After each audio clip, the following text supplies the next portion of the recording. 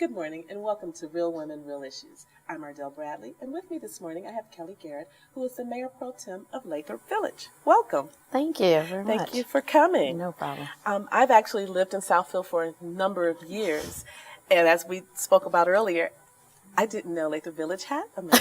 I know. I guess I stick in my little Southfield world. Right. But tell me, what exactly are the duties of the mayor in Lathrup Village? Well, the mayor is the one that runs the day-to-day operations. We are a city manager-ran city. So basically the city manager takes care of all the contracts, and then the city council is someone or the body that's going to vote on it. So it's more or less, I almost want to say ceremonial more than anything, but then we do make policies and decisions for the city. Now, do you hold another job along with this? Yes, I do. I just want, just because I know in other smaller cities, even such as Southfield, a lot of the mayors actually, do other positions to make the money. And like you say, this can lead you on to other politics in the future, but, you may not. If I have another job, then I don't eat, because my position is a volunteer position. I do it for free. Oh, so you have two jobs, basically. Yes, I do. And you're a single mom. I am a divorced mom. Well, see, me too. How does that work with your time, working a full-time job, being the mayor, being a single parent? It's difficult, but it takes organization. Sometimes I'm good at it, sometimes I'm not. There's no book on it. Right. So my son goes with me occasionally to the city council meetings, which he does not like. He occasionally goes to the different meetings that I have to go to, which he does not like. But what I am trying to do is acclimate him to politics, to help him understand that politics is not just something for government. It's an everyday life and everything that you do. It is. How did you get into politics? I'm still trying to figure that one out myself. My family has been in politics, it seems like forever, and I just recall hanging signs when I was either 7 or 8 for somebody that was running. This position just opened up, and someone encouraged me to run for city council. And then once I was on city council, my peers decided to elect me as Mayor Pro-Tem. Oh, so there wasn't an actual election. No. Do you have to run? Does Lathrup Village have an election for the mayor? We have an election for city council, but when it comes to the actual mayor and mayor pro tem, then we have to do that internally. It's just that's probably why I never, because in Southfield, of course, as you know, they have the actual election, and that's probably why. And we do have a police force also, just in case you didn't know that. I do. I know that. Southfield Road, east side of the street. Okay. Just south of 12 Mile. I do know that. I did get that out of it. Now, I know you have a lot of long hours. Now, does the job of being a mayor interfere with your regular job at all, or do you ever have to negate something that you're doing for one to do the other? Well, the good thing about it is the job that I have also has me in government. So they kind of ran concurrently. So I never really had a problem with that. And more or less for the mayor pro tem's position, it's more in the evening. Okay. And my job is more during the day. So it worked out well. So you enjoy this, do you? I love this. I really do. Now, do you have aspirations of doing something further in the future in politics? Absolutely. Okay. That's locally? all you get. I just asked. That's all you get. Is it local, or are we trying to? It could be local. It could be county. It could be federally. I just, still pretty. I just go as I'm told to go. It's in Michigan. So do you have a mentor in politics who? Absolutely. Okay. Absolutely. Now, have they helped you a lot as far as once you get into your position, making decisions or taking the lead on certain aspects? The one thing that I am blessed about, I have a very close-knit family, and I go to them for advice, and because we come from all different aspects of life. So I have mentors. You have a lot of help, which is good. Yes. I'm going to ask some more questions of you in a few moments, but now we're going to go to Jungle Juice to hear the juice of the week.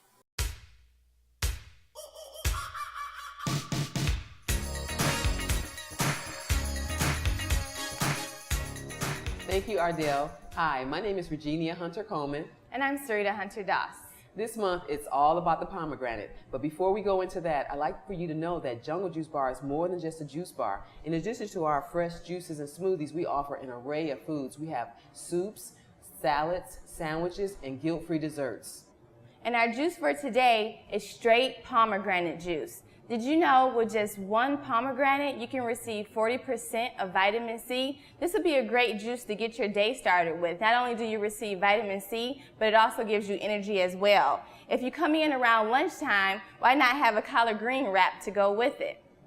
with that 40% of vitamin C, that's great going into the cold and flu season. A lot of people are going to be looking for vitamin C to help build their immune system. That's right. So come to Jungle Juice Bar, and don't forget, your health is your wealth. Try the juice of the week and much more at the Jungle Juice Bar. The Jungle Juice Bar is located on Charlevoix in Grosse Pointe Park.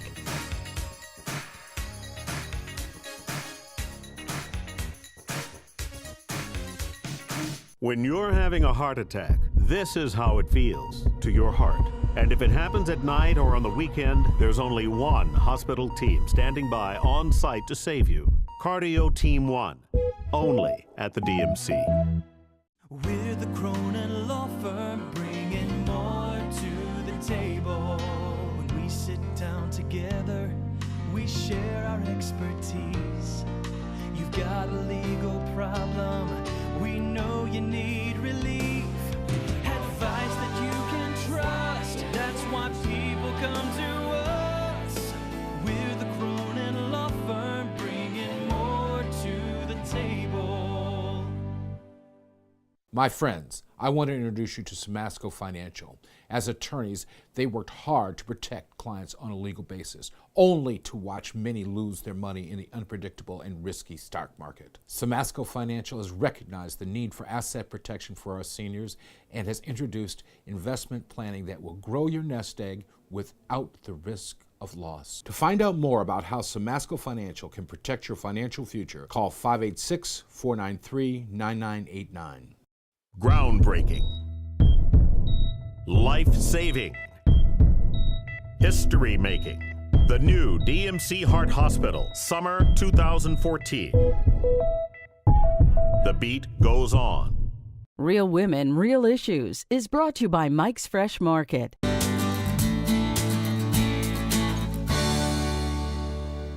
Welcome back to Real Women, Real Issues. I'm Ardelle Bradley, and with me today I have the Mayor Pro-Tem of Lathrup Village, Kelly Garrett. Welcome again. Thank you. I have a question here that I know we discussed earlier. What is the racial makeup of Lathrup Village, or do you see a change from when you first moved there to now? There's definitely a change. At the last census of 2000, I believe it was 2000, it was half and half for the most part. And it is slowly changing over to where there are more African Americans moving in, which is, it's very interesting. And I know you didn't ask, but I'll tell you anyway. But the history of Lathrup Village is where one woman bought all of the land, and her name was Annie Lathrup. She had gone to California and decided she wanted to build houses like the houses in California.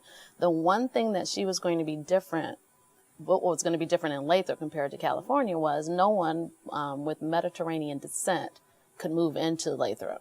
It is in your deed where it says no Mediterranean descent, and then it goes into no Arab people, no black people, no Jewish people, and it's in your deed, it's in our deeds right now, because you have to keep the lineage of, I guess, the record intact. So not a current deed if someone were to purchase a home. I believe it is still, because it's still telling you what the lineage of the records are, and I have to look it up and find out if it's really still in there. But of course, that's not true. Oh, no. Not at all. It changed, of course, when the civil rights movement started in like 1960s. So interesting. Oh, good little tidbit there. Yeah. And so for me to become the first African-American mayor pro tem, it's very significant. It was very, very humbling. I know that Annie Lathrup probably rolled over in her grave, but, you know. Things change. That's right. Now, when you, being a first female black mayor pro tem, and I'm sure you work with predominantly, and I've noticed even, living in Southfield, there, has been a change. Do you feel that the government or the city employees, such as the police force or the fire department, are they changing accordingly? The police force has changed. Now, the administration of Lathrup Village is different, and they're getting to learn me, and I'm getting to learn them. And just, like I have to learn not to take certain things personal. I know there's a lot of referrals to what's going on in Detroit, compared to Lathrup Village issues where I take it personally. Right. And I'm learning to now speak up and say that, Detroit's issues are not always our issues, and we don't always have to compare Detroit to us. It's a completely different city. And, and having a son that grew up and being predominantly in the suburbs a lot, where he went to school, where he lives. And there was always, a saying they would say, never north of 8 Mile. You always had to. And today I still, find that to be true. Do you? No, I've lived in Southfield since 1973. So I was always on the other side of that. But when it comes to my son, not until recently did I start getting a little bit nervous of him just being out and riding his bike and just doing what he's doing. How old is he? He's 14. Well, wait till he's 16. I'm hoping he makes it to 16. The one thing that's good is that because I'm in Lathrup, they know him. But I think if once you start veering over into Southfield, I get worried. There's too much stuff that's going on now in the world for a young Black male. It's a little nerve-wracking. Well, and in my sense, I guess the question I was asking, as far as a lot of times for young Black males, when they're in those areas, as far as the police targeting them, that's what I mean, or taking hold of them. And I've been in Southfield over 20 years now. I was born and raised in Detroit, moved out of state for a while and came back. And I could tell a difference, even from when I, lived in Detroit, moved away and came back. I haven't found any problems, thank God my son made it through and his friends, but I do hear it a lot. And I do know maybe even further north than a Lathrup or a Southfield, where things do occur. And I'm hoping that it'll change, I just heard recently in Ferndale where they did a poll, and the statistics show that the ratio of pulling over minorities, actually, it wasn't even just African Americans, was very low compared to what their structure is of who lives in that city. So, you do have to be careful. I do get a lot of correspondence about being pulled over because of a racial profiling. Exactly. And it's interesting. I've even gotten calls from some, the professional players of saying that they would never come down Southfield Road again, go around. And I'm like, I know who the officers are, so that's why I know that it's not racial profiling. Right. It might seem like that, but then it's like I have to step back again, stepping back and looking at the whole situation. And I get a report of every single vehicle, single thing that the police are called out on, I get a report for. So you just have to. I don't feel like it's that way in Lathrup, but then I'm probably a little biased. That's okay. That's okay. Well, I look forward to seeing what your endeavors are in your political future. Thank you. And I'm sure it'll be great. And thank you. And we'll be right back in one moment.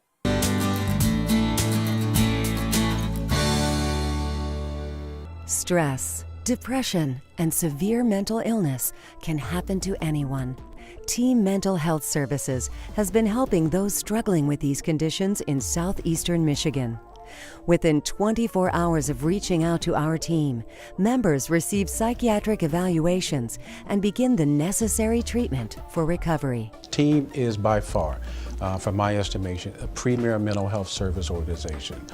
We are addressing the basic needs and the mental health concerns of our consumers. We're able to provide 24-hour psychiatric care when needed. Team Mental Health Services prides itself on going the extra mile for its members. And it was towards the 6th court date. I finally stood up and said, I can handle this process the rest of the way. And it was all because of the motivation and encouragement I got from Team Mental Health staff. Team Mental Health Services, because we care and you can. We're the Cronin Law Firm, bringing more to the table. When we sit down together, we share our expertise. You've got a legal problem, we know you need relief.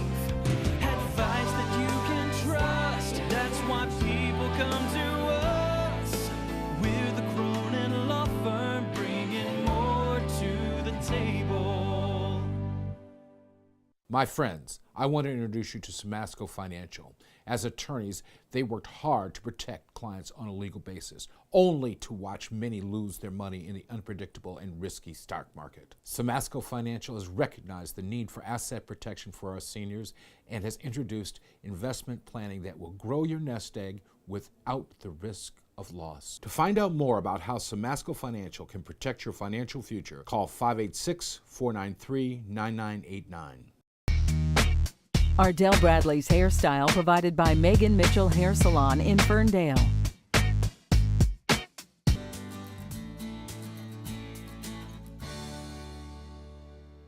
Welcome back to Real Women, Real Issues. I'm Ardelle Bradley, and with me I have Godfrey Dillard. He is the candidate for the Michigan Secretary of State office. Good to be with you. Thank you. Thank you for coming. That's a big position there. Yes, it is. Yes, it is. Now, give me some of your background. Why do you feel you're qualified? I've been practicing law, I think, about 41 years. I've been a civil rights lawyer. I've worked with some of the top civil rights lawyers in this community. Kenneth Cockrell, Justin Robbins, Milton Henry. I've worked with NAACP Legal Defense Fund, American Civil Liberties Union, Hispanic Legal Defense Fund, Asian Legal Defense Fund, argued before the United States Supreme Court, Lawyer of the Year. So I've had quite a progressive legal career. I've been practicing law about 41 years. Good for you. Now, politics, what made you go that route? Well, as a civil rights lawyer, I basically accomplished what I wanted to as a lawyer, and I was very concerned about voting. We often hear a lot of discussions about apathy and the young people not voting. And when I looked at the Secretary of State's office, one of their fundamental responsibilities is the time, place, and manner of elections. And when I saw, looking at their budget, $224 million budget, only 3% going toward elections, I'm committed to enhancing voting participation, and I have a couple of best practices policies that I want to put into place. Now, what are some of your advice? What are you going to do to enhance Well, that? all the statistics shows that there's strong correlation between liberalization and registration and convenient voting for participation. Recent years, voter participation has been dropping. We often talk about young people, apathy. It's what I consider to be symptoms. I want to look at the structural problems. So when we talk about registration liberalization, we're talking about same-day registration. Online registration, convenient voting would be absentee voting for no reason, early voting, same-day voting. There's really no reason why we should only vote one day. Other states, and different states have different rules. Right. There's no reason why we should vote just one day. My feeling, if we have 7 days to vote or 45 days like Georgia, we're going to have more participation. We're going to have better elected officials. We're going to open up the doors for the young people to get involved in the political process. So it was my interest in enhancing voting that led me to decide to run for Secretary of State. Now, you said voting has gone down. Is Correct. that in the state of Michigan, or do you find that across the United States? Well, what we find is those states who have registration liberalization and convenient voting policies, their voting participation rates are very high, whereas those who don't tend to be low. For example, the recent 2010 election, only 45% of the folks of eligible voters, not all potential voters, only eligible, those people who are registered, vote. And as I said, often we looked at the symptoms. We complain about this group doesn't vote, that group doesn't vote. But if we look at the structural problems, correct those, make it easy for people to vote, we'll get more participation. So that's going to be obviously your big ploy to go in and get the voting up. Correct. I know also the Secretary of State deals with driving and driving records. True. What else do you do as a Secretary of State? You're correct. Typically, when people think of the Secretary of State's office, they think about motor vehicles. I want to try to change that perception. I want them to be thinking about voting. But you're right. That's one of the main jobs of the Secretary of State. One of my problems with the Secretary's administration is poor service. Secretary of State has reduced the number of offices. There's only, 131 offices of the Secretary of State now. And that's servicing almost 83 counties. They need more weekend hours? Well, the problem is our approach to Secretary of State service is kind of like this mom and pop kind of offices in strip malls. People come in, long lines, pick a number. Maybe they don't have bathrooms, no parking. I had a lady in Westland said it took her 4 hours to get a title transfer. A gentleman from West Bloomfield said he waited for 2 hours but had to leave because there wasn't any bathroom. I want to change that. Best practices, once again, around the state, other states do it differently. I want to have the regional center. When you come in, there'll be 30, 40 lines, 30, 40 employees, 3 or 4 lines for senior citizens, 3 or 4 lines for the physically challenged, 3 or 4 lines for those who have language challenges, and the other lines for license plates, title transfers, and renewal of licenses. Hold that thought. I'll get more for you in a moment. But now we're going to go to Dr. Shauna Ryder-Diggs for the Dermatology Tip of the Week. We are beautiful in every single way. Yes, words I'm Dr. Shauna Diggs with your skincare tip for the week. Today we're going to discuss moles and melanoma. So what are we looking for? We're looking for changes in the A, B, C, Ds of a mole. And sometimes people will include E. So what is A? A is asymmetry, or change in the shape of the mole, where one half starts to look differently than the other half. They're no longer mirror images.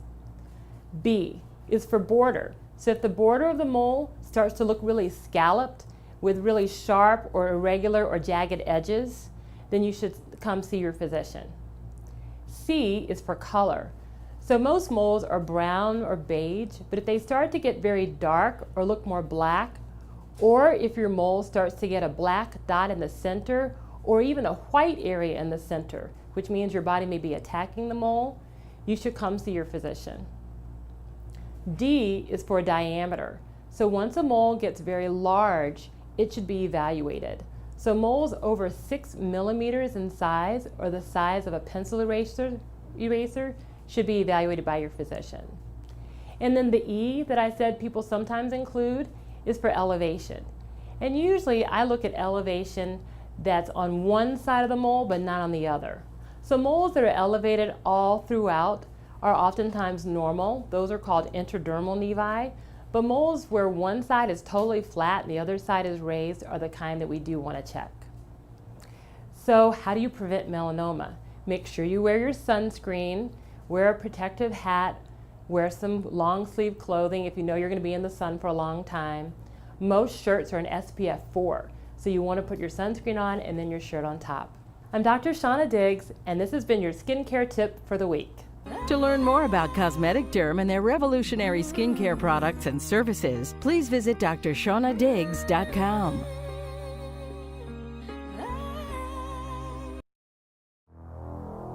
Opportunity. It doesn't stare you in the face.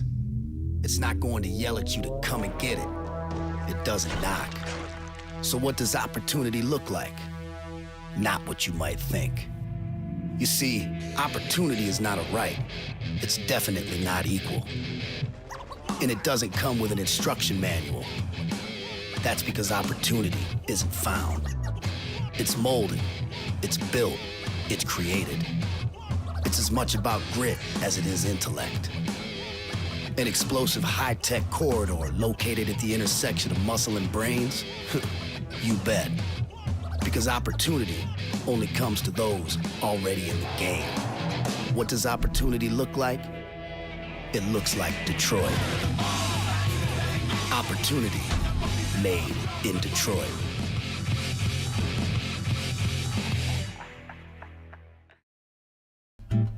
Ardelle Bradley's fashion provided by the Turquoise Boutique in Detroit.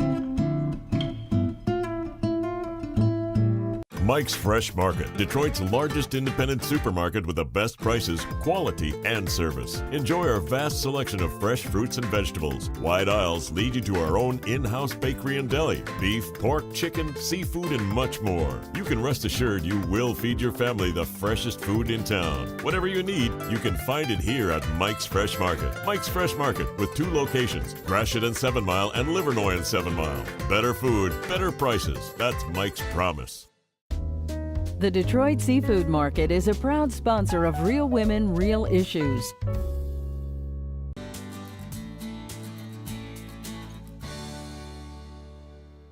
Welcome back to Real Women, Real Issues. I have Godfrey Dillard here, who's actually the candidate for the Michigan Secretary of State. Welcome again. Thank you.